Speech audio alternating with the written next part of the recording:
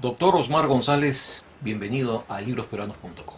Muchas gracias. En esta oportunidad es por la publicación de su libro Intelectuales, Ideas y Debates en el Perú. Un libro verdaderamente que es una introducción orgánica a las tradiciones y debates que ha habido en el mundo intelectual en nuestro mundo republicano, a partir del romanticismo.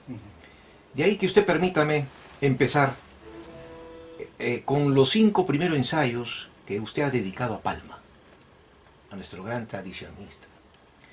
En el libro se afirma que Palma prefería el consenso con la oligarquía y no la ruptura con ella.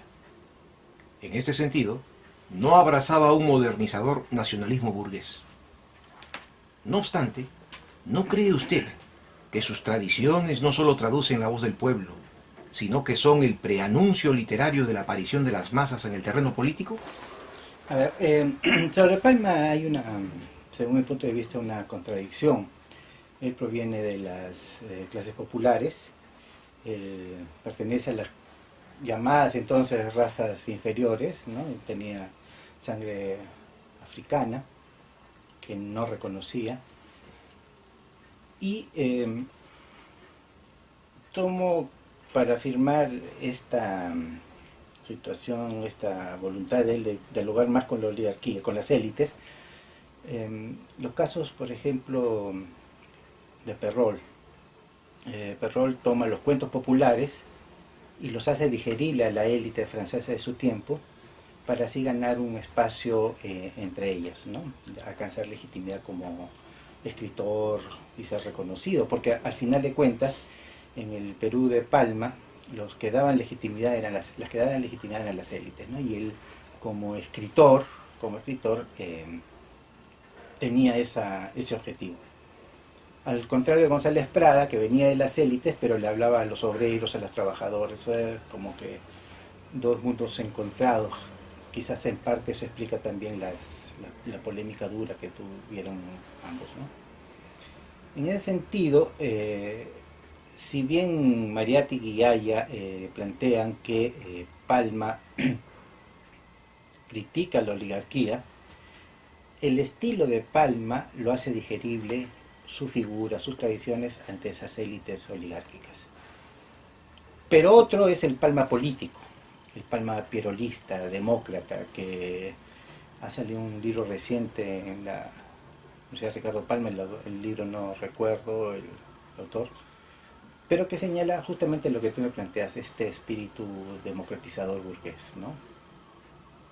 Ese es el sentido de los artículos que tengo sobre Palma. Pero sí es cierto que hace como un puente, una bisagra de la voz del pueblo para que lo conozcan las élites, ¿no? Entonces él mismo señala de sus tradiciones: yo solamente soy algo así como un confeccionista, ¿no? El verdadero autor es el pueblo. Yo junto los retazos y los ofrezco ante la sociedad.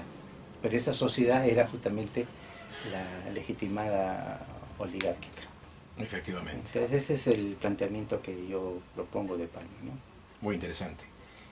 También tiene un estudio muy interesante, o varios, sobre Víctor Andrés Belaúnde, el cual en el texto se considera que no es conservador y tampoco revolucionario, sino como un tribuno reformista. Fue el primero en plantear el ideal de la peruanidad y el último en replantearlo, y que la oligarquía, por no escucharlo, precipitó el golpe revolucionario de Velasco.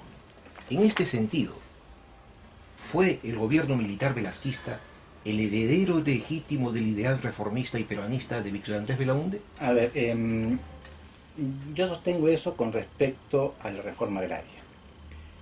Yo comparé la propuesta de reforma agraria de Víctor Andrés Belaúnde con la de Mariátegui y llegaba a la conclusión de que son similares. ¿Por qué? Porque ambos eran pensadores muy lúcidos que conocían la realidad nacional y detectaron cuáles eran realmente los problemas del agro peruano, ¿no? Básicamente la expoliación del indio, ¿no? La negativa de reconocerlos como ciudadanos, como peruanos, eran parte del inventario de las haciendas, no eran considerados personas. Las oligarquías feudales más tradicionales a las que se opone Víctor Andrés Belaúnde desde la crisis presente, no necesitaban al Lino como fuerza de trabajo, pero no los consideraban como iguales, ¿no? Se mezclan cosas de racismo con dominación social.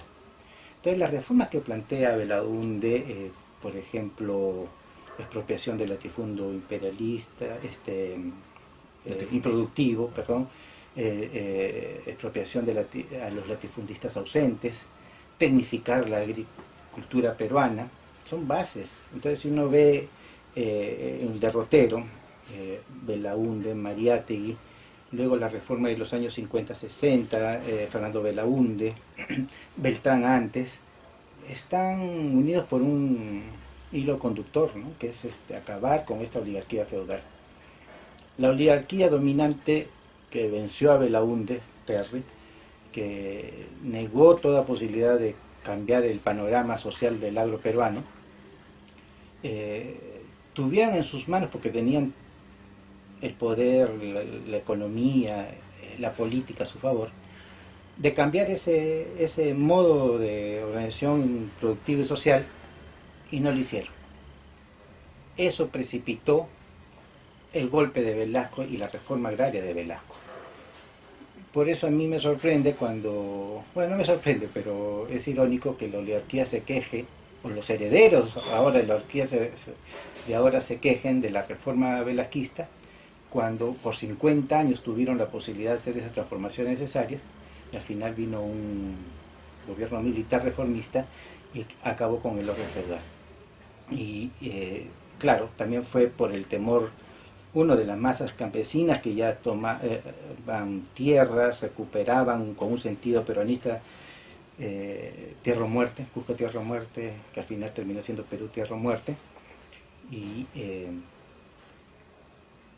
por impedir el acceso del APRA al poder, ellos, los militares, hicieron una reforma que ya se habían anunciado de 50 a 60 años antes.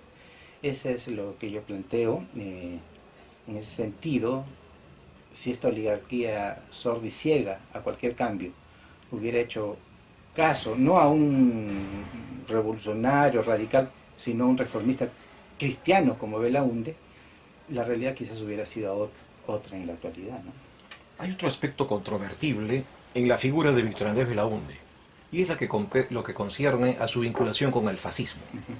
Usted tiene una posición bastante clara, porque ni siquiera lo asocia con el fascismo mesocrático, que opone el orden a la anarquía, según la clasificación de Ignacio López Oria.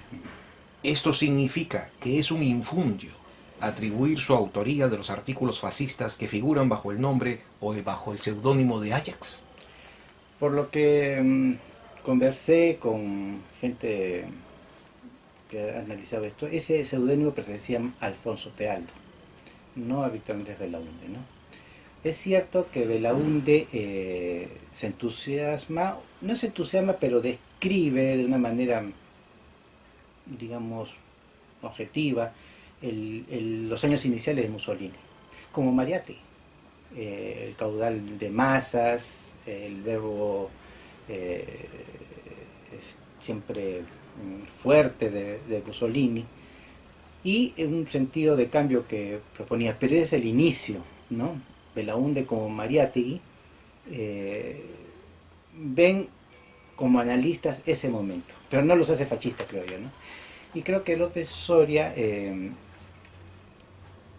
exagera la ascripción de Belaúnde al fascismo, ¿no? Yo considero que no, porque si podría haber un punto de conexión sería el corporativismo, ¿no? Pero el corporativismo cristiano de Belaúnde no llega a tocar o a identificarse con el corporativismo fascista, ¿no? Esa es una diferencia. Incluso Belaúnde había en diferentes escritos defendido las elecciones, libertades civiles, había sido exiliado por la guía por defender los derechos civiles, que es todo lo contrario al fascismo, ¿no? Entonces, por eso yo creo que es exagerado, quizás injusto, identificar a Belaúnde con el fascismo. Le contaré una brevísima anécdota que nos relató su hijo Antonio Belaúnde Moreira. En la mesa de noche de Víctor Andrés, el padre, Víctor Andrés, guardaba un retrato autografiado de Mussolini, y por muchos años. Ahora, quizás con el desencanto post-30, post-Leguía, podría haber tenido alguna simpatía personal, pero no es ideológica. Sigo pensando que al contrario, incluso el Belaúnde de los años 60 termina apoyando el reformismo de su sobrino Belaúnde Terry, ¿no? Que tampoco tenía nada que ver con el fascismo. Pero también es cierto que Belaúnde era un hombre que conocía muchas personalidades y estuvo viendo mucho tiempo en Europa. Por ejemplo, contraposición, que sí era un fascista identificado, era Felipe Sazón, de la generación de Belaúnde. Él vivió en España desde el principio del siglo XX, 1904, 1905, y en sus memorias, La Rueda de mi Fortuna, comenta, lo dice explícitamente, ¿no? Su admiración por Primo de Rivera, por Mussolini, y Belaúnde era amigo de Sazone, ¿no? Entonces compartían un mundo, unas relaciones, pero sigo pensando que ideológicamente no era fascista, y el contraste mayor creo que puede ser con Sazone, ¿no? Sí. Que es un autor que es necesario también leer. Efectivamente. ¿Usted considera a la generación del 900 o arielista como Sanchos fracasados? Porque se desfasaron personal, intelectual y políticamente del país. Y porque además les faltó voluntad de cambio social. Y así permitieron que el civilismo recurriera al ejército para detener a las masas en ascenso. En cambio, a la generación del centenario le sobraba voluntad de cambio.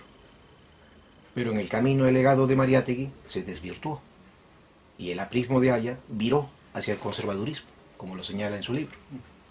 Ambos terminaron desperuanizándose y sujetándose a distintos ejes de poder mundial.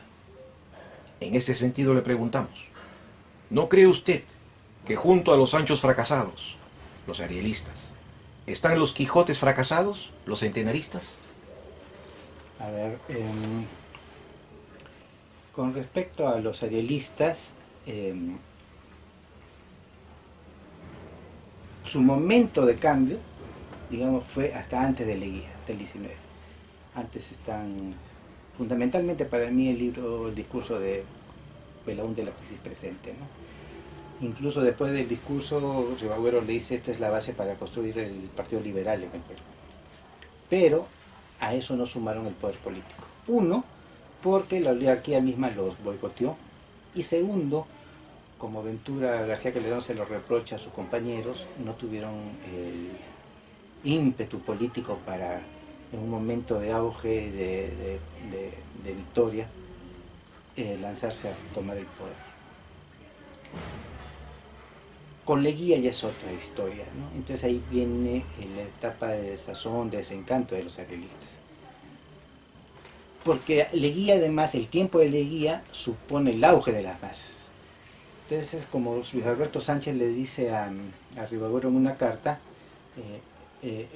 ya no es el tiempo de los clubes políticos, de las élites, sino es el tiempo de la masa.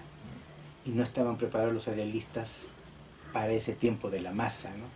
Ya es otro ritmo social, otra velocidad de cambios, otros sujetos sociales, mientras ellos pensaban en una aristocracia y la inteligencia que debería gobernar y cambiar el país, las masas cambian todo, ¿no? Y ahí aparecen los centenaristas. Hace poco, en noviembre, se presentó el libro de Javier Landázuri, Los Inicios, sobre la correspondencia de los apristas aurorales, ¿no?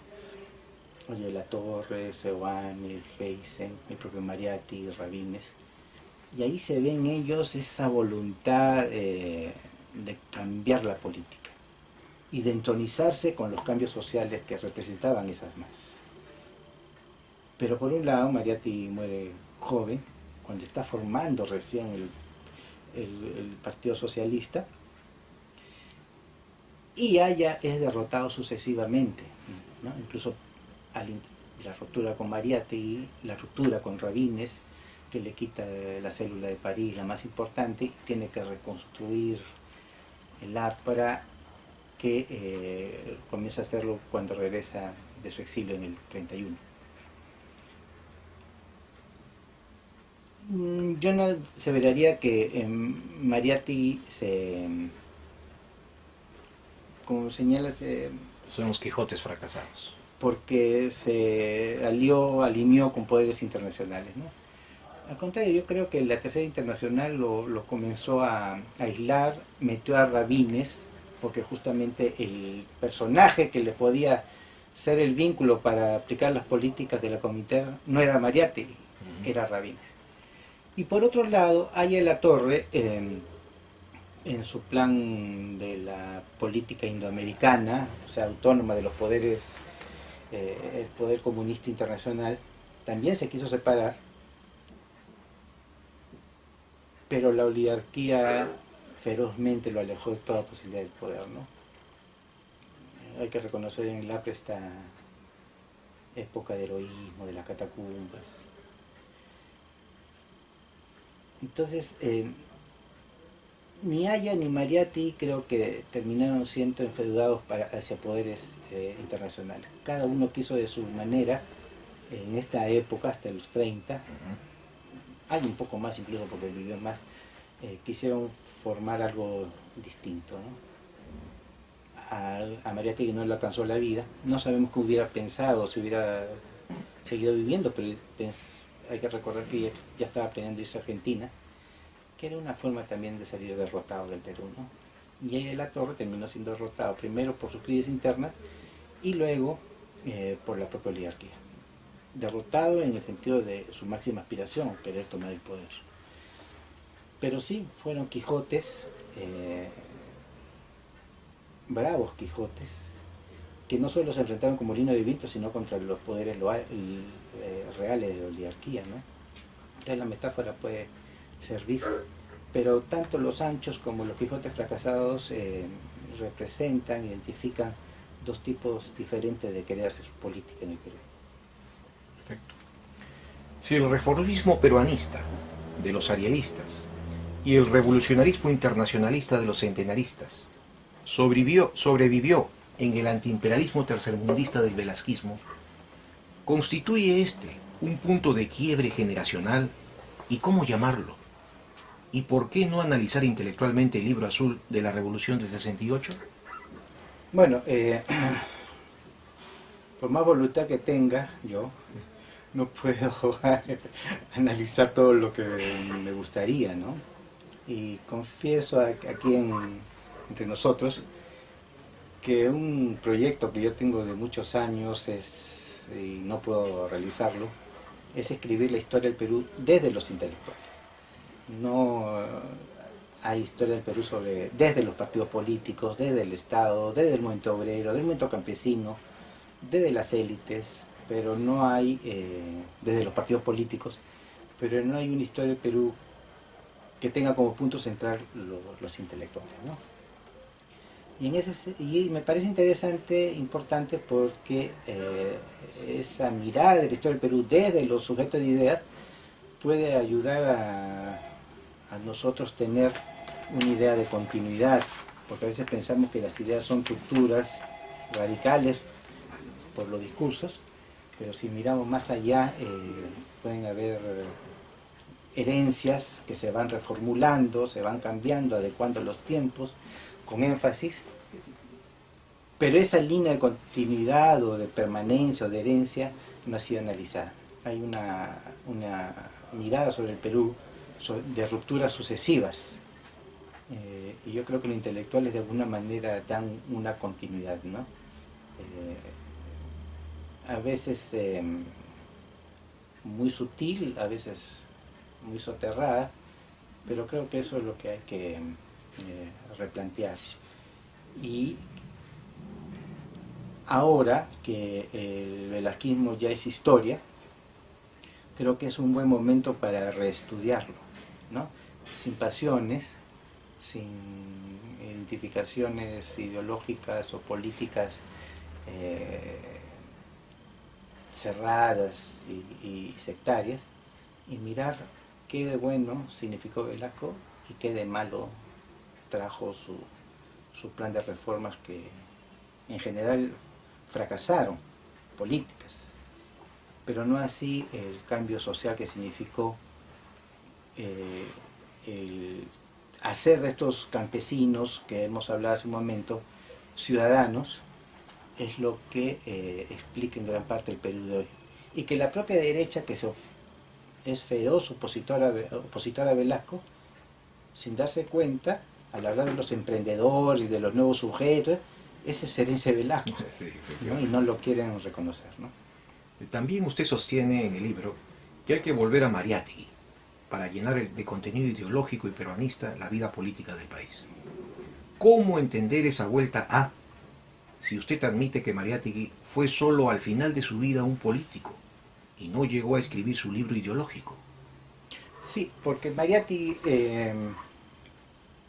digamos, murió a los 36 años y solo los últimos 7 años se dedicó a la política, ¿no? Por eso yo lo considero más un intelectual que hace política, como Guillermo Rochabrún también lo dice, que un político que se mete a hacer análisis. Y cuando digo volver a Mariátegui, no me refiero tanto a sus ideas, sino también al ejemplo de cómo analizar la realidad peruana, ¿no? Qué postura, libre de dogmatismos.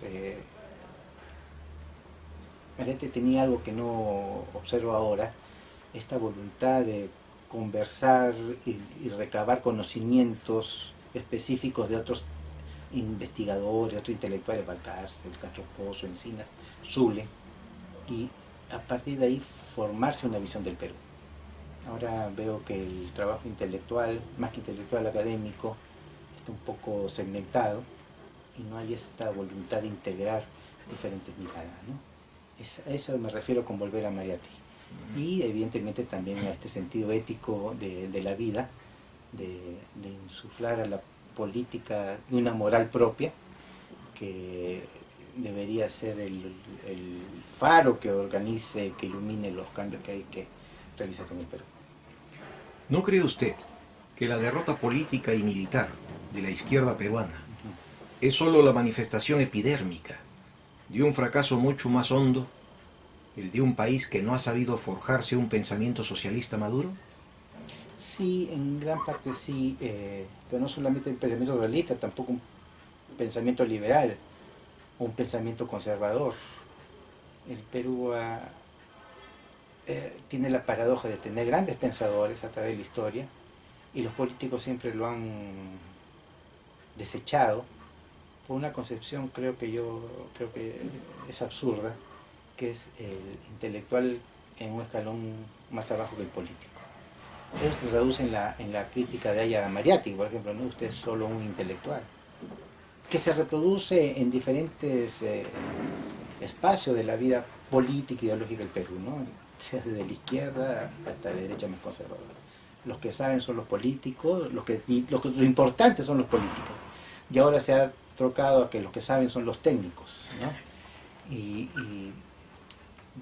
yo creo que ambas funciones sociales, la de ser intelectual y la de ser político, tienen la misma relevancia e importancia. Y con este énfasis, doctor, en los técnicos, ¿se ha ahondado entonces la ruptura con el mundo intelectual? Bueno, a partir de Fujimori, los gobiernos terminaron prescindiendo de los intelectuales, ¿no? Antes los tenía, por ejemplo, Luis Alberto Sánchez, bueno, y hablar de tantos intelectuales sería ya una lista muy larga, pero sí hay una mirada tecnocrática que es parte del modelo neoliberal. El modelo neoliberal global desecha al pensamiento. ¿Por qué? Porque el intelectual libre es siempre crítico. Y como dice Tocqueville, la principal tarea del intelectual es decir no. Es pensar críticamente, negar cosas que están dadas como sentido común. Y eso es lo que justamente el tecnócrata aparentemente ascético no tolera, ¿no? Entonces yo creo que es necesaria la vuelta a la recuperación del pensamiento como parte de la vida política, no que vaya por un carril distinto, ¿no? En su libro se da mucho énfasis a ciertos pensadores y uno se pregunta en la revisión general por qué hay una cierta omisión general a algunos otros. Por ejemplo, en el libro se estudia además a los Colónidas, a Gamaliel Churata, cabeza del grupo Orcopata, a Alberto Hidalgo del grupo Sur, a Basadre, a Clovis, Tauro del Pino, Gilebrando Castro Pozo, Arguedas, pero llama la atención la ausencia de figuras del grupo Norte, Orrego, Vallejo, Ciro Alegría, entre otros. ¿A qué obedece esta omisión? Cuando escojo mis temas, que no es algo planeado tampoco, sino a veces me encuentro con documentos interesantes. Tauro del Pino, por ejemplo, Ayala me dio una tesis inédita, o encuentro correspondencia. Esos son los elementos que a mí me llevan a escoger el personaje que estudio, ¿no? Sobre el grupo Norte, Germán Peralta ha sacado un libro muy bueno del grupo Norte, y yo considero que no tengo un poco que agregar o que decir. Entonces, que lo que han hecho el aporte sustantivo, dejarlo ahí, porque yo no, salvo que encuentre algo que haga una diferencia, ¿no? Perfectamente comprensible. Sus dos últimos ensayos estudian a la izquierda de los años 70, 80 y 90, mientras que su colega Pázara atribuye el fracaso de los líderes de izquierda a su influencia católica. Usted considera más positivamente este factor religioso. El activismo y el espíritu de sacrificio tienen una poderosa influencia cristiana.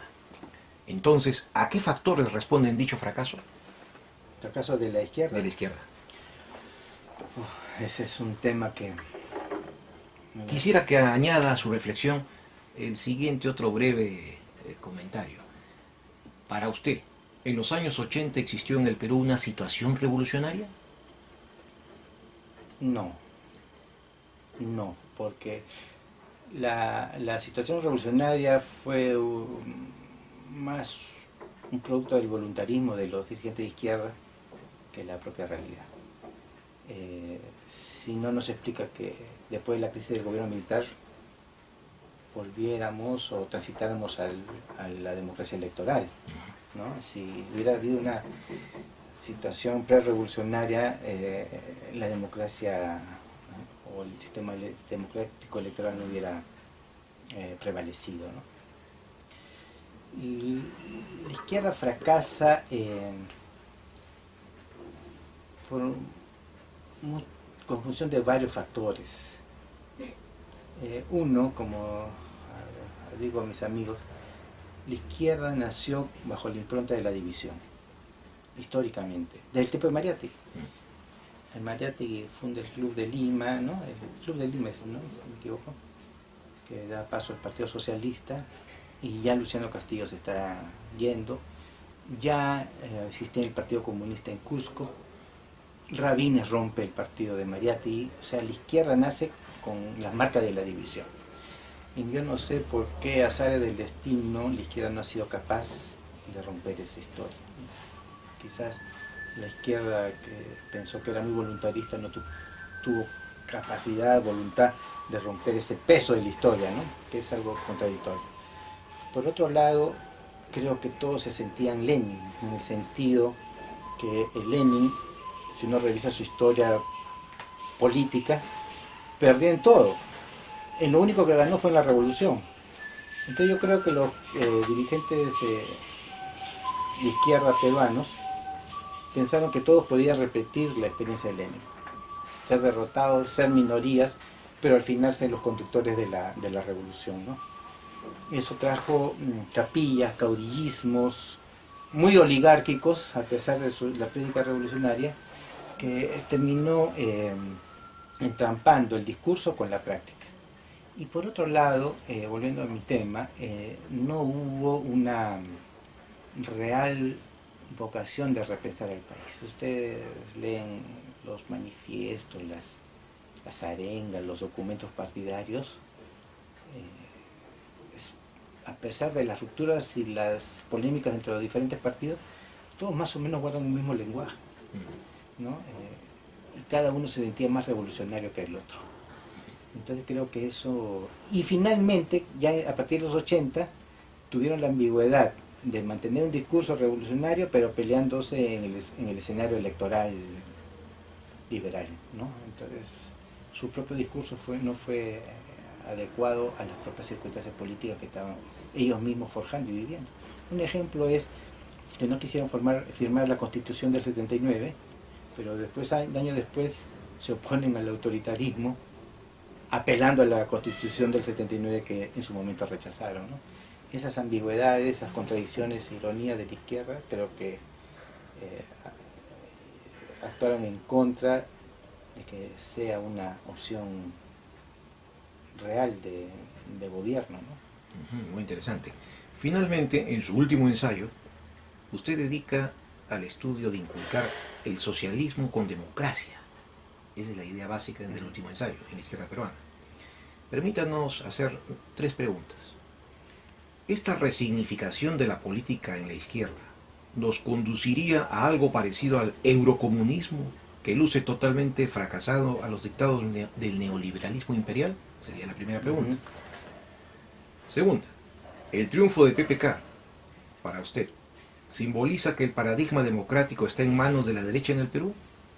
Y 3, ¿no cree usted que el principio que reza, se toma el poder si se conquista la sociedad, es engañoso, por cuanto el neoliberalismo lo hace, pero con fines antidemocráticos, la concentración de la ganancia en la cúspide social? A ver, son 3 preguntas importantes. Con respecto al eurocomunismo, uno de los problemas de la izquierda es que nunca actualizó su pensamiento, ¿no? Como conversaba en algún momento con el actual ministro de Cultura, Jorge Nieto, estos grandes debates que se realizaron en PSOE español, en Alemania, Italia, del eurocomunismo, de la tercera vía, nunca fueron procesadas en nuestras izquierdas, ¿no? En nuestra izquierda. Entonces eso, hay un déficit ahí, ¿no? Había una apelación un poco mostrenca a Marx, pero en un terreno diferente políticamente, y viene la ruptura de la práctica con el pensamiento que te he mencionado. Yo creo que ese es uno de los aspectos que habría que subsanar. Cómo modernizar el pensamiento de la izquierda, el socialismo, en el mundo de hoy, no solamente en el Perú de hoy, sino en el mundo de hoy. Y aquí viene el tema del neoliberalismo. Yo creo que PPK, el partido o la fuerza política, no necesariamente el presidente elegido, puede representar algo que había mencionado hace un momento, esta idea de formar una derecha liberal, pero auténticamente liberal, no los liberales que hemos tenido de palabra, pero al final autoritarios y que negaban siempre los derechos de las mayorías, ¿no? Es una posibilidad que puede quedar trunca o que puede ser un primer paso para la consolidación de esa democracia liberal que han reclamado otros como Juan Carlos Tafur y Federico Salazar, de esas posiciones, Enrique Gersi, de las posiciones liberales propiamente dichas. Es una posibilidad. Y por el otro, la izquierda tiene que no puede ser esquizofrénica. O sea, si está en el terreno de la lucha electoral, tiene que, por voluntad propia, tiene que jugar con esas reglas, ¿no? Por ejemplo, lo que no querían juramentar ante Kenji Fujimori, que fue el candidato más votado, es estar en el Congreso, pero no aceptar la regla del Congreso, no, y además en algo que no es ni siquiera trascendente, ¿no? Entonces, eso es lo que la izquierda tiene que repensar. Y lamentablemente he visto algunas intervenciones, entrevistas, polémicas en los programas políticos que terminan siendo un revival de los lenguajes y de la forma de los años 70, 80, ¿no? De lo más arcaico, ¿no? Entonces, el cierre de inscripción de Tierra y Libertad más militante para el Frente Amplio también me parece caer los mismos errores. Y si es cierto lo que he dicho de la impronta de la izquierda que nace bajo el signo de la división, Frente Amplio también se va a dividir inevitablemente, como creo que ya está a puertas, ¿no? ¿Cree usted que la crisis europea está creando una situación revolucionaria? No, yo creo que está creando una situación de desastre, porque si estamos en un mundo global, lo que se afecta también es la humanidad en su totalidad, ¿no? Y ahí ya ni el factor ideológico se salva, ¿no? Yo creo que está habiendo un desangrado de la humanidad con estos actos violentos que no es como, digamos, las acciones revolucionarias de las primeras décadas del siglo XX, ¿no? En base a un proyecto superior, mejor, etcétera, ¿no? Del anarquismo, el comunismo, la defensa de la democracia contra la dictadura de Franco, etcétera. Había un ideal superior. Ahora yo veo que es el Thanatos globalizado. ¿Es hegeliano como la decadencia de Occidente, el declive de la civilización misma? Casi, casi. Muchísimas gracias por esta interesante entrevista en nombre de librosperuanos.com. Muchas gracias a ti por la Gracias. entrevista. Un gusto conocerte. Igual.